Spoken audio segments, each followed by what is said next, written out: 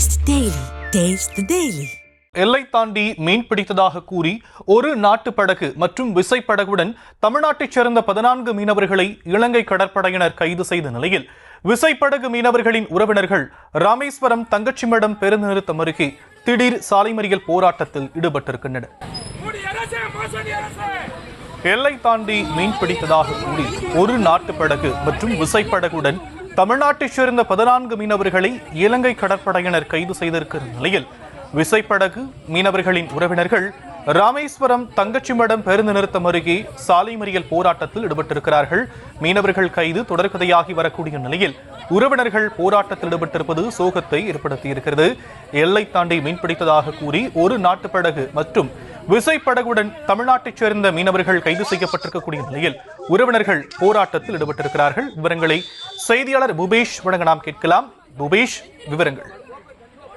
வணக்கம் ஷியாம். ராமநாதபுரம் மாவட்டம் ராமேஸ்வரம் பகுதியிலிருந்து மீன் பிடிக்க சென்ற ஒரு விசைப்படகு, அதே போல ஒரு நாட்டு படகு என 2 படகு, அதே போல 5 விசைப்படகு மீனவர்கள், 9 நாட்டு படகு மீனவர்கள் என 14 மீனவர்களை இன்று ஒரே நாளில் எல்லை தாண்டி மீன் பிடித்த கூறி இலங்கை கடற்படையினை கைது செய்திருக்கின்றனர்.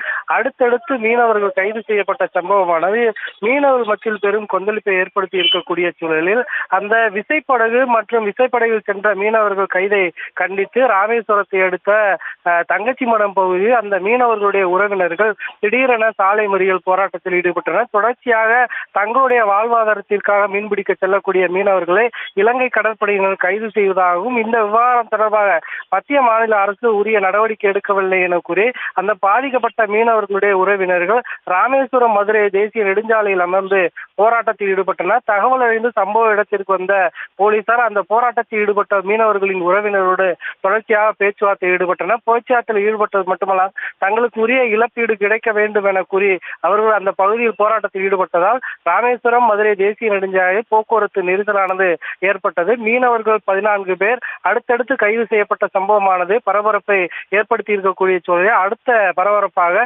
மீனவர்களுடைய உறவினர்கள் தொடர்ச்சியாக அந்த போராட்டத்தில் ஈடுபட்டுவார் அந்த பகுதியை பரபரப்பான சூழலாக நிலவுகிறது. Shyam,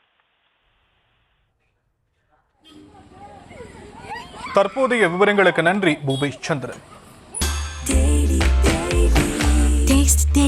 Taste the Daily.